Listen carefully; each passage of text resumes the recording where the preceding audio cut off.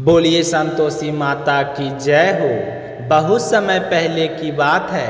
एक छोटे से गांव में एक बूढ़ी माई रहती थी। उसके 7 पुत्र थे। 6 बेटे मेहनती और कमाने वाले थे, लेकिन 7वां बेटा बिल्कुल भोला और निष्क्रिय था। वृद्धा माँ रोज अपने 6 बेटे को प्रेम से भोजन कराती और जो कुछ बच जाता वही 7वें बेटे को दे देती, लेकिन वह भोला था। उसे लगता था कि उसकी माँ उसे सबसे ज़्यादा प्रेम करती है। एक दिन उसने अपने पत्नी से कहा कि देखो मेरी माँ मुझसे कितना प्यार करती है। तो पत्नी मुस्कुराई और बोली, लेकिन उसकी मुस्कान में दर्द छुपा था। तो वह बोली कि जो तुम खाते हो वो बचा हुआ होता है। यह सुनकर वह चौंक गया। नहीं, मेरी माँ ऐसा नहीं कर सकती। मैं खुद देखूंगा तो सच्चाई जानूंगा। तो कुछ दिन बाद एक बड़ा त्योहार आया तो घर में तरह तरह के पकवान बने। वह सिर दर्द का बहाना करके रसोई में छिप गया और जो उसने देखा उसकी दुनिया ही बदल गई। तो माँ ने 6 बेटे को प्रेम से खिलाया और उनके जूठे बर्तनों से टुकड़े उठाकर एक लड्डू बनाकर और वही उसे खाने को दे दिया। तो उसका दिल टूट गया। वह बोला, माँ अब मुझे भोजन नहीं करना, मैं परदेश जा रहा हूँ।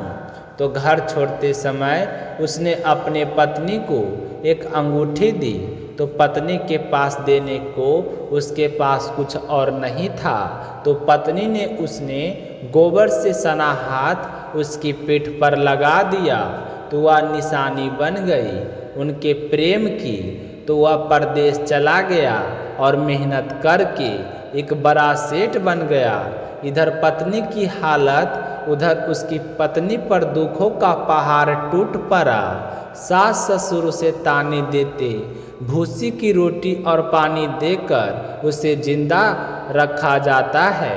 तो एक दिन जंगल जाते समय उसने देखा कि कुछ स्त्रियां व्रत कर रही थी।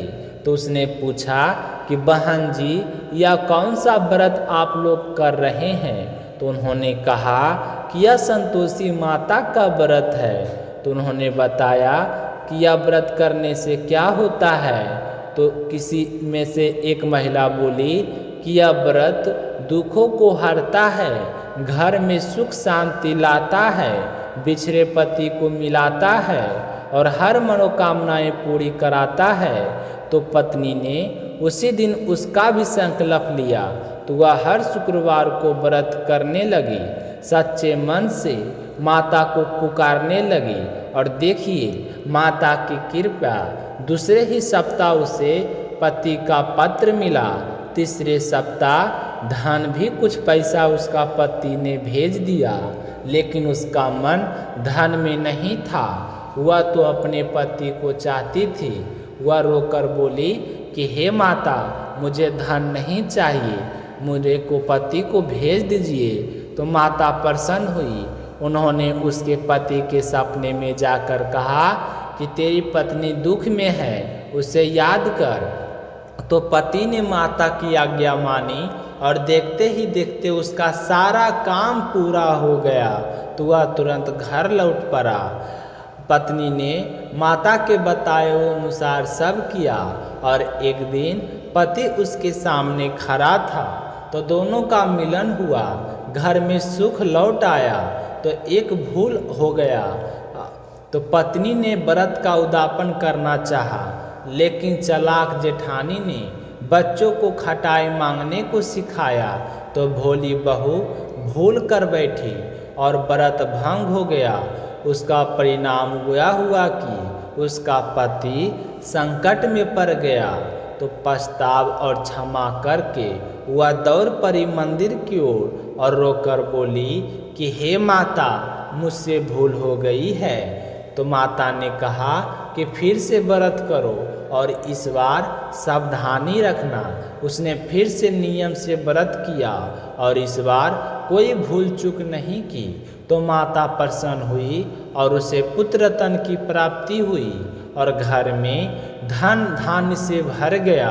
तो माता का दिव्य दर्शन एक दिन माता स्वयं उसके घर आई और भयानक रूप में सब डर गए, लेकिन बहू पहचान गई कि ये मेरी माता है। जैसे उसने द्वार खोले पूरा घर दिव्य प्रकाश से भर गया। सबने माता से क्षमा मांगी। तो हे भक्तों, जो कोई सच्चे मन से संतोषी माता का व्रत करता है उसके दुख दूर होते हैं, मनोकामनाएं पूर्ण होती है, घर में सुख शांति आती है। बोलिए संतोषी माता की जय हो। तो ये थी संतोषी माता की कथा। आप सभी भक्तों को सुनकर जरूर पसंद आया होगा। अगर आपने इस चैनल पर पहली बार कथा को सुन रहे हैं तो चैनल को सब्सक्राइब जरूर कीजिएगा। अब की बार संतोषी माता को शुक्रवार को और भी बड़ी कथा को हम लाएंगे। तो इसके साथ यहीं पे समाप्त होती है। बोलिए जय श्री कृष्णा, राधे राधे।